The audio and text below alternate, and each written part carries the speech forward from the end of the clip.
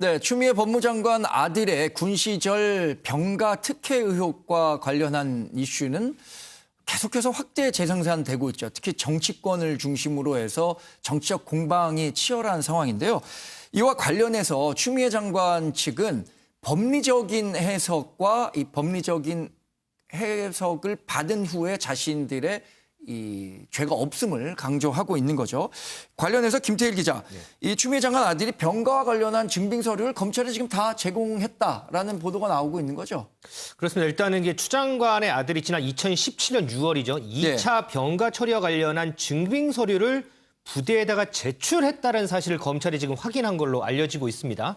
근데 이런 사실은 아들의 전자우편 기록을 통해서 확인을 했는데요. 그런데 현재 이 서류가 부대에는 남아있지 않다고 해요. 때문에 검찰이 이 부대 내에서 이 서류가 지금 왜 남아있지 않는지 그 경위에 대해서 지금 수사하고 있는 것으로 알려지고 있습니다.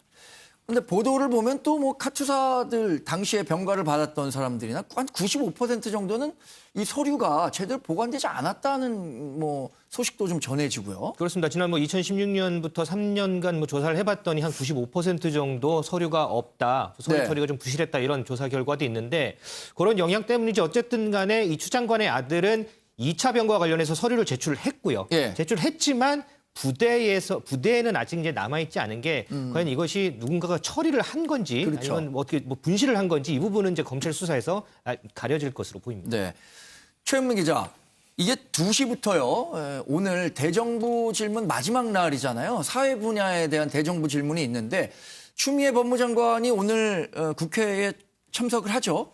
네, 그렇습니다. 오늘 교육, 사회, 문화 분야인데요. 뭐 보건복지부부터 교육부 그리고 이제 법무부까지 대상이 됩니다. 그러니까 오늘 추미애 장관이 참석하기로 예정이 돼 있기 때문에 오늘 대정부 질문 역시도 추미애 장관 아들 군 특혜 의혹 관련된 질의가 좀 쏟아지지 않을까 예상이 되고 있는 상황이고요. 보건복지부 장관도 나오기 때문에 뭐 코로나19 관련된 어떤 그 뭐 피해 지원 대책이라든지 뭐 요즘에 지금 국민의힘 쪽을 중심으로 제기되고 있는 뭐 확진자 숫자 조절 의혹이라든지 이런 부분들도 아마 질의에 포함되지 않을까 싶습니다. 어제 그 서욱 국방부 장관 후보자 인사청문회에서는 이 국방 관련한 이슈를 점검하다 보니까 추미애 법무장관 아들의 병가 특혜 의혹과 관련한 질문들도 많이 나왔죠. 이 가운데 의미 있는 국민의힘에서는 신원식 의원이 이런 그 주장을 내놨습니다. 당시에 민원 전화를 한 사람이 여성이었다라는 제보를 받았다는 건데 관련한 신원식 의원의 이야기 들어보고 관련해서 이야기를 더 이어가겠습니다. 어제 군이 검찰이 압수수색해서 뭐 녹취 파일이니 이런 걸 가지고 갔다고 그러는데 어제 뭐 그에 관련돼서 제가 중요한 제보를 받았는데 서모 씨 휴가 연장에 관련돼서 문의든 부탁이든 하여튼 전화가 왔다. 어떤 여자분이. 그래서 그럼 이제 신상을 기록해야 되니까 그 이름을 이야기를 했다. 그때는 당연히 받는 사람은 뭐 그분이 남자 이름인지 여자 이름인지 잘 몰랐겠죠. 그런데 사실을 확인해 보니까 추미애 장관 남편분으로 기재가 되어 있다. 목소리는 여자분이었는데 뭐 이런 제보가 들어왔기 때문에 이건 상당히 물론 뭐 검찰에서 조사하겠지만 장관님 뭐 안 들으셨다니까 이런 내용을 좀 잘 확인을 하시고. 의원의 얘기를 종합해 보면 결국에 민원 전화를 한 사람이 여성 목소리였다는 거고 이 여성은 아무래도 추미애 법무장관을 염두에 둔 발언이었다라고 해석을 할 수밖에 없을 것 같은데 김태일 기자, 이런 그 신원식 의원의 주장에 대해서 추 장관 아들 측, 추 장관은 또 어떤 입장을 내놓고 있나요? 그렇습니다. 방금 이제 말씀하신 것처럼 마치 추 장관이 직접 전화한 것 아니냐 하는 의혹을 부추기는 악의적인 주장이다 이렇게 반발했고요. 더불어서 국회의원의 면책 특권을 이용한 비겁한 정치 공세다 이렇게 반발하기도 했습니다. 당연히 이 여성 목소리였다라고 한다면 민원 전화를 했다면 그 어머니인 추 장관일 가능성이 높다는 건 뭐 상식적으로 그렇게 생각할 수밖에 없으니까 그렇습니다. 추 장관 측에서도 반발하는 건 일견 이해할 수 있을 만한 대목인 것 같고요. 그런데 그러면 그때 당시에 전화를 이렇게 민원 전화를 했는데 자기의 신분을 밝히지 않았다. 라고 한다면 평범한 부모 입장에서 민원실에 전화를 한 게 청탁성이냐 이 부분에 대해서는 또 뭐 이견이 엇갈릴 수도 있을 것 같아요. 윤 의원님. 예, 신 의원의 주장은 지금 앵커가 얘기한 것처럼 지금까지 나온 보도에 의하면 민원실에 전화를 한 건 서일병의 부모였다. 라고까지만 나왔어요. 그런데 신 의원은 그 전화의 당사자가 목소리가 여성이었다. 그러나 기록된 이름은 또 남자 이름, 여성 이름이 아니었다. 이렇게 돼 있잖아요. 네.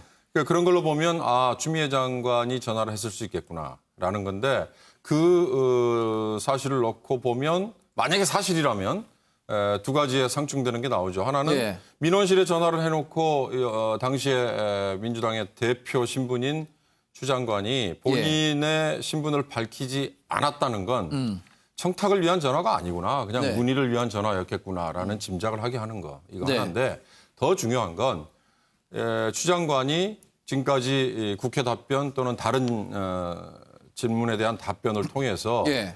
전화한 적 없다라고 단호하게 얘기를 했지 않습니까? 그러니까 이 상황에서는 이제 추 장관이 거짓말을 한 거냐 아니냐에 대한 이 진실 공방 게임으로 지금 몰고 가는 거거든요. 공직자의 정직성 문제. 그렇습니다. 그렇죠? 그러니까 이제 이렇게 되면 추 장관이 만약에 본인이 당시에 문의를 위해서 전화를 했다고 밝혀지는 순간 추 장관은 거짓말을 한 걸로 예. 모든 다른 진실 게임에서 지금 불리한 입장으로 갈 가능성이 높아요. 근데 저는 신원식 의원이 이번 사태에서 굉장히 여러 가지 역할을 하고 있는 거 압니다. 그러나 어제 검찰이 국방부를 압수수색했다는 뉴스가 전해졌을 때 뭘 위해서 압수수색을 했을까라는 게 궁금했어요. 네네. 나중에 보니까 민원실에 걸려온 전화 등등을 녹음한 파일을 담고 있는 네. 중앙 서버 그걸 아마 가져간 걸로 그렇게 네. 전해졌지 않습니까? 그게 원래 2년까지 보류 기간인데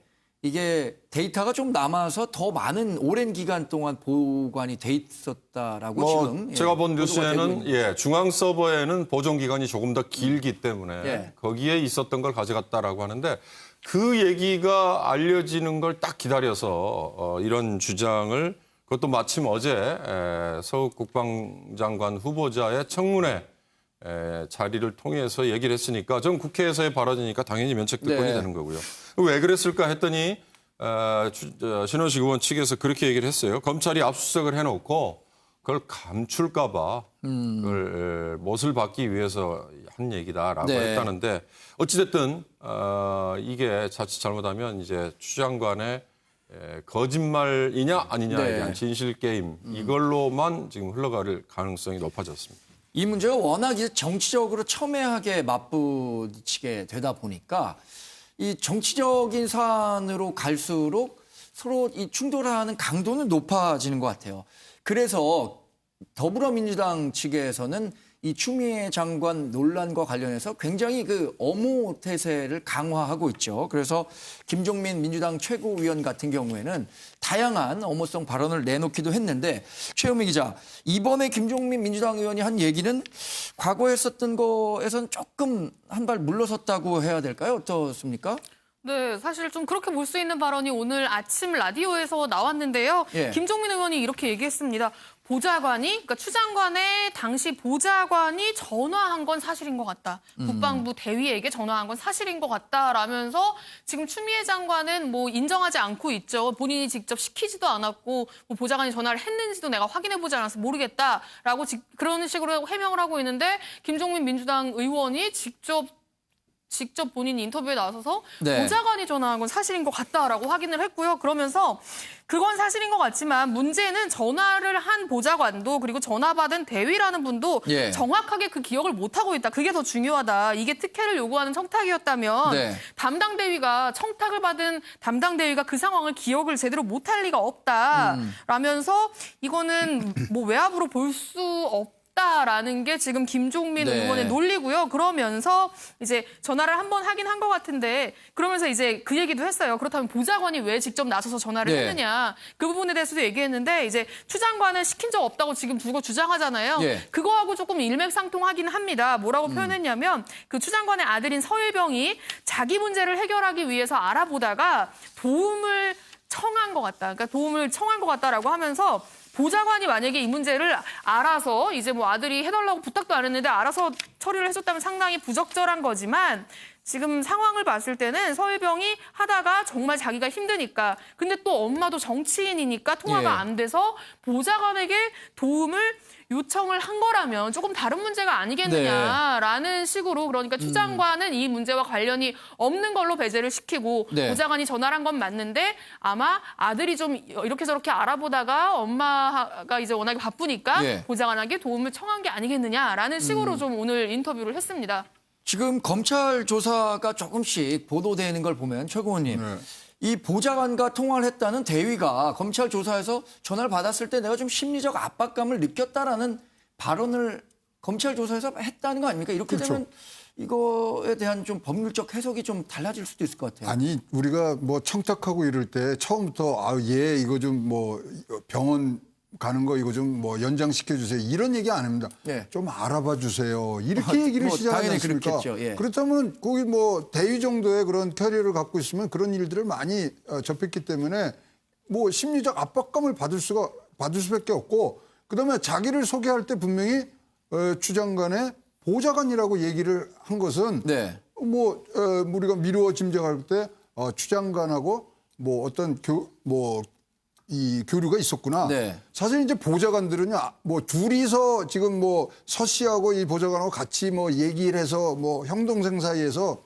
뭐 얘기를 했다 그러지만 일이 끝난 다음에 보좌관이 그러면 추미애 대표한테 보고를 한 번도 안 했다? 그것도 이상하거든요. 네. 보좌관이라는 것은 단 하나의 그 뭐 대표와 또 단 하나의 국회의원들이 잘 작동되도록 하기 때문에 모든 거를 보고합니다. 예. 그럼 그러면 안 했으면 추미애 장관은 그럼 이 일이 진행되는 걸 몰랐을까요? 예. 이런 등등이 지금 앞뒤가 안 맞고요. 사실 지금 뭐 최모 씨로 지금 밝혀지는 보좌관하고 예. 우리 서 씨하고는 뭐 형동생 사이가 아닙니다. 한 분은 69년생이고요. 한 분은 93년생이에요. 예. 이걸 그러면 아들이 서일병이 보좌관한테 이 도움을 청했을 때는 기본 기저에 깔고 있는 생각은 도움을 받으려고 그런 거 아닙니까? 알아봐 달라는 것이 아니라 도움을 받으려고 전화한 것이 우리 뭐 아주 보통 시민들의 상식적 생각인데 예. 보좌관이 전화를 했습니다. 그리고 분명히 이거는 보고를 안 할 사건이 아닙니다. 그런 등등을 지금 뭐 굉장히 일반 시민으로서도 충분히 생각할 수 있는 부분들이 나오는 것들을 왜 자꾸만 감추려고만 하는지 잘 모르겠고요. 우리 조금 전에 그 얘기했던 여자가 뭐 전화를 했다. 여자가 전화한 거는 이제 팩트가 된 것 같은데요. 아니 그럼 결벽 차원에서 여자가 누군지 추 장관이 밝히면 되잖아요. 굉장히 쉬운 조사입니다. 굉장히 쉬운 조사고 지금 보면은 서울지검에서 지금 박모 부부장이 지금 파견돼서 한 달간 기간으로 지금 수사를 지금 같이 하고 있는데요. 그 정도로 한 달이면 끝날 사건들이 이렇게 정치권에서 공방이 되고 있던 자체가 네. 이게 진짜로 시스템을 갖춘 우리 뭐 국회에 뭐 돌아가는 상황인지 진짜로 조금 볼상스럽습니다.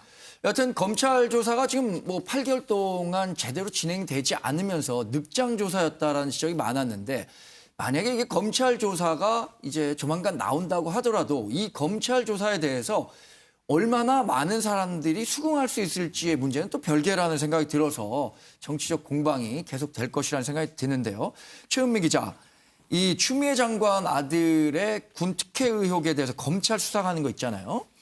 그러면 이제 그 추 장관이 법무부 장관으로 있기 때문에 혹시 이해 충돌 관계에 있어서 추 장관과 좀 관련이 있는 문제에 대해서 수사하기가 어렵지 않은 거냐, 아는 거 아니냐 이런 거에 대해서 권익위가 해명에 나섰다고 하는데 이건 어떤 내용입니까? 권익위 판단은 어떤 거예요? 그러니까 권익위에서 그 추 장관이 법무부 장관으로 있는 상태에서 그 산하에 있다고 할 수는 없지만 어쨌든 뭐 지위를 받을 수도 있는 검찰이 이 추 장관 아들의 수사를 하는 게 적절하냐, 이해충돌 소지가 있는 거 아니냐 국민의힘 측에서 줄곧 주장해왔던 바였고요. 실제로 조국 전 장관 때는 아내 정경심 교수가 수사를 받는다면 이 조국 법무부 장관의 직무와 이해충돌 소지가 있을 수 있다라고 판단을 했던 게 권익위원회였습니다. 그런데 네. 이번에는 추 장관 사례에 한해서는 정반대의 어떤 의견을 내놨거든요. 이해충돌 소지가 없다라고. 예. 이제 그 부분이 논란이 되니까 오늘 아예 권익위 부패방지국장이 직접 나와서 라디오에서 해명을 했는데요. 네. 어떤 해명이냐면 그때와 지금과 다른 게 그때는 우리가 그럴 것 같다라고 이제 그 조국 전 장관 같은 경우에는 그럴 것 같다라고 원칙적인 이야기를 해준 거였고 예. 추 장관 같은 경우는 우리가 아예 공식적으로 검찰에 공문을 보내서 실제로 검찰이 수사하는 데 있어서 추 장관이 그러니까 이 서일병의 엄마가 법무부 장관으로 있는 게 예. 실제로 어떤 그 외압으로 느껴진다라든지 직무 관련성이 느껴진다라든지 좀 방해가 되냐라고 이제 물어봤더니 이제 검찰에서 답변하기를 뭐 우리가 법무부에 직접 사건 내용을 보고하는 것도 아니고 예. 법무부에서 이 내용을 뭐 사건 지휘하듯이 수사를 지휘하는 것도 아니기 때문에 크게 상관은 없다라는 답변을 검찰로부터 받았다는 겁니다. 그렇기 때문에 이제 이 건 같은 경우에는 이해충돌 소지가 없겠다라고 본인들이 판단을 했다는 네. 거고요. 조국 전 장관 당시에는 검찰에 그렇게 물어보고 하는 공식적인 절차 없이 일반론을 얘기한 거다라는 네. 게 지금 권익위의 입장입니다. 네. 저희가 앞서 말씀드린 것처럼 국회에서는 오늘 대정부 질문 마지막 날 사회 분야에 대한 질문이 진행되고 있습니다. 윤재욱 국민의힘 의원이 추미애 법무장관을 대상으로 대정부 질문을 하고 있는데요. 현장 그림 잠시 살펴보도록 하겠습니다. 또 수술을 받은 바도 있는데 군 입대 전에도 만약에 진단서를 제출하거나 또는 재검 요청을 했더라면 현역병 복무가 아니라 신체 등급이 내려가서 다른 현역병 자원이 아닌 그런 대상이었을 것이다라는 취지였습니다. 예, 2017년 6월 14일, 21일, 25일 세 차례에 걸쳐서 당대표 보좌역이 군 관계자에게 아드님의 병가와 관련된 아마 청원 전화를 했는 것 같아요. 아닙니다. 잠깐 당대표 들어보세요. 보좌역은 예. 아무 상관이 없고요. 그럼 누굽니까? 제가 그 시기에 당대표였던 사실은 있으나 대표실을 보자는 사람들은 당직자들이고요. 지금 의원님께서 착각을 하시는 모양인데 정확한 것은 의원실의 보좌관이고요. 예. 당대표 이전부터 그 10여 년간 저를 보좌해왔던 의원실의 보좌관입니다. 알겠습니다. 그 사실관계가 그렇다고 달라지지 않을 것 같아요. 세 차례에 걸쳐서 휴가가 연장될 때마다 의원실의 보좌관이 군 관계자에게 전화를 해서 부탁을 한 사실은 알고 있습니까? 제가 보도를 통해서 알고 있고요. 제가 이 문제에 대해서 알고자 만약에 확인을 한다든가 하면 의원님들께서는 수사에 개입했다라고 또 주장을 하실 것이고 해서 일체 연락을 하지 않은 채 알겠습니다. 그냥 예. 수사기관의 신속한 수사 결과를 기다릴 뿐입니다. 예, 들어가십시오. 예, 총리님 모시겠습니다. 국민의힘 소속 김상훈 의원이 추미애 법무부 장관을 대상으로 추 장관 아들의 병가 특혜 의혹과 관련한 대정부 질문을 하는 장면을 직접 현장을 통해 보셨습니다. 김태일 기자, 어제 말이죠. 이 민주당이 추 장관 의혹을 이렇게 엄호하는 과정에서 조금 좀 오버했다라는 평가를 받는 엄호성 발언도 나왔다고 하는데 이게 어떤 겁니까? 안중근 의사? 왜 안중근 의사가 왜 거기서 나온 거죠? 그렇습니다. 민주당 이제 박성준 원내대변인 논평이 좀 문제가 된 건데요. 네.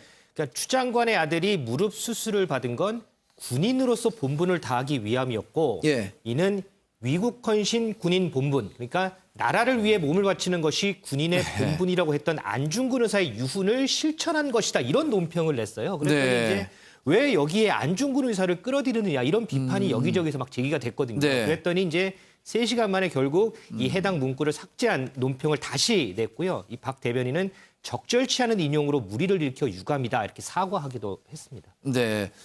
이게 논란이 되니까요. 이 안중근 의사 못지않은 애국지사죠. 윤봉길 의사 손녀 윤주경 의원이 지금 국민의힘 소속 의원으로 있는데 굉장히 좀 화가 난 것 같습니다. 그걸 왜 거기다 갖다 붙이냐 이런 얘기인 것 같은데요. 윤주경 의원의 얘기 직접 들어보겠습니다.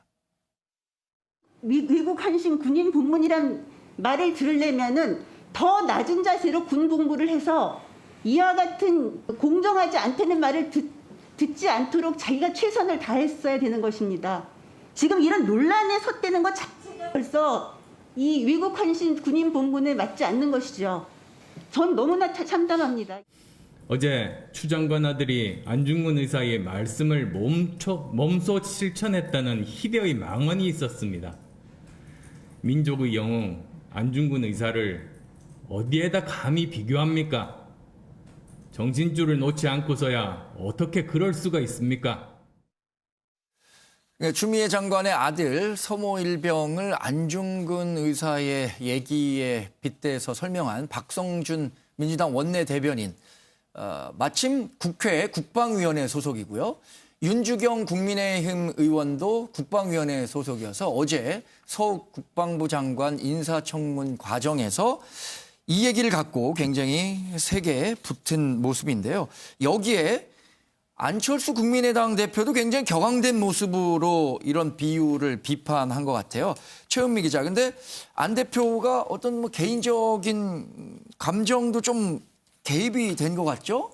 네, 그렇습니다. 저도 몰랐는데요. 안중근 의사와 안철수 대표 둘 다 순흥 안 씨라고 합니다. 그러면서 어디서 이런 얘기를 정말 막 나가도 너무 막 나가는 거 아니냐. 대한민국의 한 사람으로서 그리고 순흥 안 씨의 한 사람으로서 분명히 말한다. 망언을 당장 거두고 안중근 의사를 욕되게 한데 사과하라라는 입장을 내기도 했습니다. 어느 때보다 굉장히 강하게 반박하는 모습인데요. 그리고 지금 이제 안 대표 영상 지금 잠깐 보셨지만 저 뒤에 보시면 안 대표가 앉아있는 바로 그 뒤편에 이 뒷 배경판이 있거든요. 그 배경판도 오늘 바꿨어요. 보시면 우리의 아들이라고 보이시죠? 그 앞에 뭐라고 써있냐면 현병장은 우리의 아들이다라고 돼 있습니다. 이 현병장이 지금 이 추미애 장관 아들 의혹을 촉발시킨 그 최초 제보자로 알려진 당직 사병이거든요. 그러니까 그 당직 사병 편에 서서 우리가 이 문제를 해결해 나가겠다라는 어떤 의지를 강하게 보여주면서 이 안중근 의사를 빗댄 걸 비판을 강하게 했습니다. 네. 순흥안 씨라고 하는데 이 순흥안 씨가 그렇게 대성은 아닌 것 같아요. 왜냐하면 뭐 주변에서 보기 어렵고 그러니까 어쩌면 안철수 대표가 이 후손일 가능성들도 뭐 열려는 있겠습니다. 군의관 출신이잖아요. 또 안철수 대표는. 그러니까 자신은 군복무를 굉장히 떳떳이 했다라는 그 자신감도 좀 반영이 됐다고 해야 될까요? 윤경 의원님 어떻습니까? 이거 정말 여러 가지 면에서 어찌 보면 본질과 벗어나서 이제 자꾸 싸움하는 걸로 가는 아주 전형적인 거예요. 박성준 대변인 정말 나가도 너무 나갔죠. 거기에 안중근 의사 갑자기 뭐 군인이라는 두 글자 들어갔다는 것 때문에 갖다 인용을 했다. 그렇다면 정말 자격 미달이고요. 아까 왜 거기서 안중근 의사가 나오냐고 그랬는데 저는 안철수 대표가 여기서 왜 나오느냐 이런 얘기를 좀 하고 싶어요. 같은 안 씨라고 해서 내가 더 흥분했다? 그건 코미디 중에 코미디고. 뭐 대한민국에 군대 안 갔다 온 사람들 드물지 않습니까? 본인 뭐 군의관 했다고 해서 난 더 자격 있게 얘기할 수 있다 이런 건 아닐 것 같고. 추미애 장관 이 사태가 추 장관이 물러나야 된다는 국민 여론이 49%, 물러나지 않아도 된다는 여론이 그보다 오히려 적게 나오는 6% 이 정도일 정도만큼 사실 여부를 떠나서 어찌 보면 공분을 조금 자아내는 측면이 있어요. 근데 거기에 지금 정치권 모두가 다 어찌 보면 숟가락을 다 올리고 싶어 하는데 이 대목부터는 정말 확인된 사실만 가지고 공격을 해야 오히려 역풍을 받지 않는다. 그게 이번 이 안중근 의사를 들먹인 박성준 대변인의 실수 그리고 거기에 또 꼬리를 무는 후속 사태가 아닐까 싶습니다. 인터넷에는 또 이런 게 화제가 됐었던 것 같아요. 추미애 장관 아들의 굉장히 두둔을 하는 민주당 국회의원들 뭐 7, 8명의 병역 조사를 한번 해봤더니 그분들이 정상적으로 그러니까 뭐 예비역 병장이라든가 뭐 장교 생활이든 병역을 충실히 이행한 사람이 별로 없더라라는 소식도 인터넷에서 좀 화제가 됐었는데요. 최영호. 아니 근데 이건 뭐 군 생활을 충실히 하고 안 하고의 문제는 아니고요. 그럼 뭐 다 사정이 있어서 군대 안 가고 각오를 했지만 지금 이 문제는 사실 뭐 아주 기본적으로 얘기하자면 일개 일병의 휴가 문제로 해서 지금 군 시스템까지 지금 기강이 흔들리는 거거든요. 네. 군 기강, 명예, 사기 이거 땅에 떨어져서 지금 뭐 지하까지 파고 들어가게 생겼거든요. 예. 그런 거에 대해서 지금 얘기를 하는데 당신은 갔다 왔습니까? 아니 그러면 여성 의원들은 여기에 대해서 얘기를 못 하나요? 그러니까 뭐 군대를 갔다 왔느냐 안 갔다 왔냐고 아주 사실 근본적인 부분들을 우리가 건드려 줘야 돼요. 공정하냐, 진짜로 이것이 명확하냐, 합리적이냐, 투명하냐 이런 부분들에 대해서 말씀을 하셔야 되는데 네. 진짜로 아까 윤경호 의원께서 아주 정확히 지적해 주시는데 격가지가 너무 많아요. 예. 근데 이런 과정을 이제 겪으면서 저는 이런 생각을 해요. 두 가지 질문이 있는데 제가 첫 번째는 이거 가정이기 때문에 제 어리석은 망상일 수도 있습니다만 만약에 수사가 빨리 돼서 예. 이러한 것들이 4월 총선 전에 조금이라도 드러났으면 지금의 여야 의석수가 어떻게 됐을까? 그게 제일 궁금하고요. 네. 두 번째, 조국, 지금 윤미향, 추미애, 이런, 지금 이 범여권이 막 구하려고 하는 이분들이 예. 완전히 그 여권의 뜻대로 무죄로 된다 그러면 어떤 일이 벌어질 것인가. 두 개가 요새 제 화두입니다. 네. 자, 어제 국방일보 웹툰에는 그런데 그래서 이게 절묘한 시점이라고 해야 될까요? 왜 이런 그 웹툰이 이 시점에 실렸는지 모르겠지만 김태일 기자가 어떤 내용이 실렸었는지 좀 소개를 해 주시죠. 그렇습니다. 내용을 좀 설명을 드리면요. 한 국회의원 보좌관이 이 국방부 소속 국장에게 전화를 합니다. 그러면서 한 사병의 보직 변경을 요구를 합니다. 그랬더니 이 청탁이 윗선까지 보고가 되고 결국 이 사병의 보직이 행정병으로 변경이 됩니다. 그런 예. 내용인데 그러면서 이제 밑에 나온 게 부정 청탁러들이 어떻게 되는지 살펴보겠다. 그러면서 이제 관련자들의 법적 책임을 표로 정리해서 이제 보여주고 있는 그런 웹툰이거든요. 네. 이 국방일보 같은 경우에는 국방홍보원에서 발행하는 신문인데 네. 이를 두고 또 인터넷 보니까 용감한 거 아니냐 이런 댓글도 있긴 하더라고요. 예. 어쨌든 이 웹툰에는 또 이런 표현이 있어요. 등장인물과 부서는 실제와 관련 없다 이런 안내 멘트도 나오고요. 국방부 관계자도 예. 특정한 의도를 가지고 올린 것은 아니다 이렇게 해명을 하긴 했는데 어쨌든 이 사안인 만큼 상당히 조금 좀 이례적이다라고 볼 수도 있겠습니다. 관련해서 여기 이제 영어 관련한 표현도 소개를 하나 보던데 영어 관련한 표현이 AWOL이라고 이게 우리나라 말로 치면 타령이라는 표현이거든요. 그래서 웹툰과 이 영어 표현 AWOL을 왜 이 시점에 국방홍보원에서 발행하는 이 웹툰에서 다루는지 여러 궁금증을 자아내고 있습니다. 어쩌면 국방부의 소심한 반항 이렇게 해석해 볼 수도 있을 것 같고요. 오늘 그 재판이 하나 열렸습니다. 여러분들이 관심을 많이 가졌다면 가졌을 수도 있을 것 같은데 정경심 교수, 조국 전 법무부 장관의 부인이죠.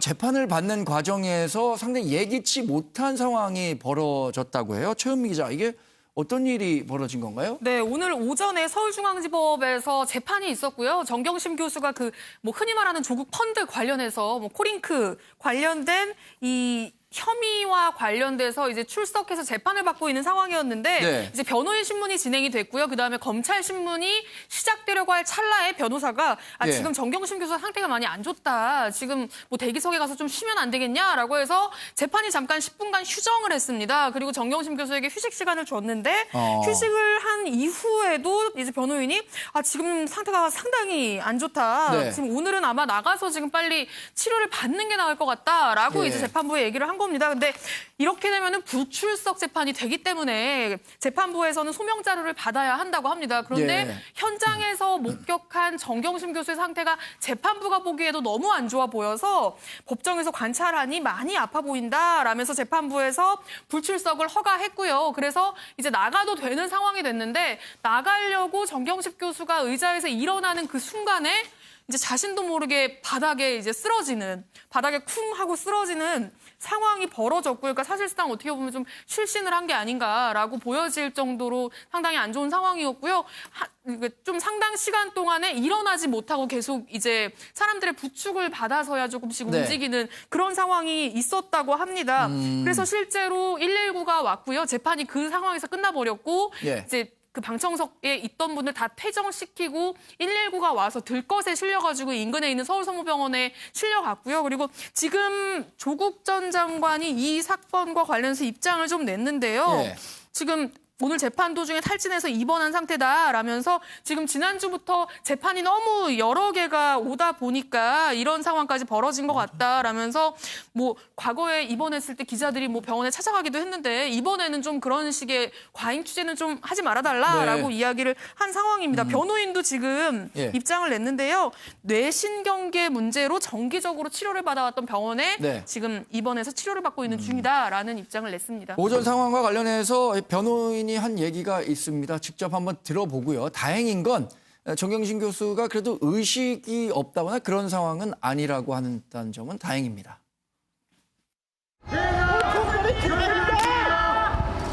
우리가 정경심이다.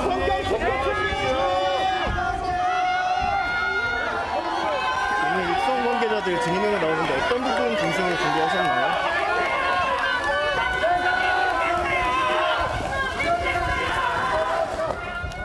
교수님이 오늘 그 재판 시작 전부터 어지럽고 구토 증세가 있고 상당히 좀 힘들어 하셨는데 정에서 이제 퇴정을 하고 가려고 하다가 일어서면서 이제 현기증 때문에 잠시 이렇게 좀 쓰러지신 것 같습니다. 예, 지금 내용을 다시 종합해 보면요. 정경심 교수는 탈진 상태라고 하는데 의식이 있는 상태에서 안정을 취하고 있는 상태라고 합니다. 관련한 소식은 또 취재가 되는 대로 저희가 다양한 다른 프로그램을 통해서 전달해 드리도록 하겠습니다.